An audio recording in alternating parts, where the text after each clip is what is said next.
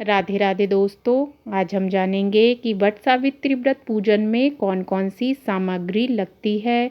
इन सामग्रियों के बिना पूजन अधूरा माना जाता है। साथ ही यह भी जानेंगे कि वट सावित्री व्रत में क्या खाना चाहिए, क्या नहीं खाना चाहिए तथा वट सावित्री व्रत की विधि। आइए जानते हैं। वट सावित्री व्रत 19 मई 2023 दिन शुक्रवार को पड़ रहा है। आइए जानते हैं पूजन की सामग्री।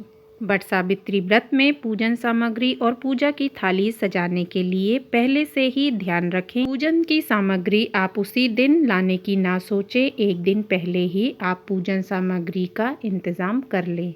पूजन की सामग्री में सत्यवान सावित्री की मूर्ति कपड़े की बनी हुई, बांस का पंखा, लाल धागा, धूप, मिट्टी का दीपक, घी, फूल, फल में आम, लीची, तरबूज, खरबूजा, गुलगुला, पुआ, सुहाग का सामान, भिगोया हुआ चना, कच्चा सूत, मिट्टी का दीपक, घी, फूल, जल से भरा हुआ पात्र, रोली, बरगद का फल, धूप दीप, अक्षत, पान का पत्ता तथा जल से भरा हुआ पीतल का पात्र जलाभिषेक के लिए। कैसे करें वट सावित्री व्रत की पूजा। सबसे पहले आप सुबह स्नान करके पूरे 16 श्रृंगार कर दुल्हन की तरह सजकर तैयार हो जाएं।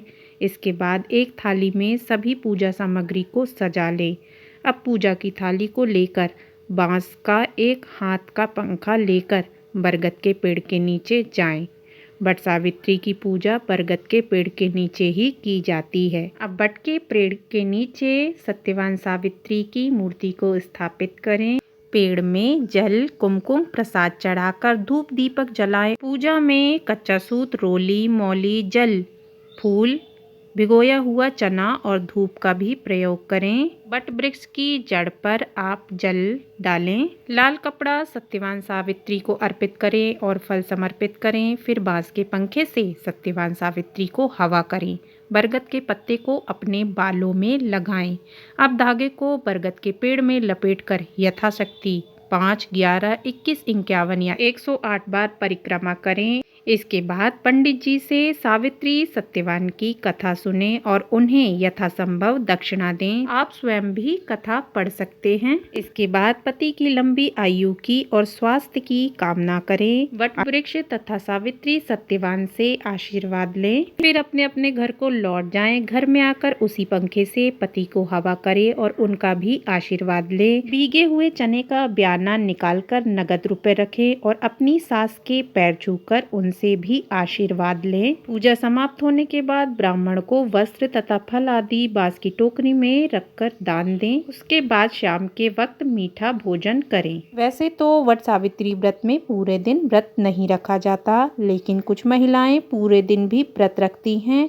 वट सावित्री व्रत में जो पूजा में चढ़ाया जाता है, इन्हीं चीजों को व्रत में खाया जाता है। आम, चना, पूरी, खरबूजा, गुलगुला, पुआ, इन सब चीज़ों से वट सावित्री की व्रत की पूजा की जाती है। जब व्रत पूर्ण हो जाता है तब इन्हीं चीज़ों को खाया जाता है।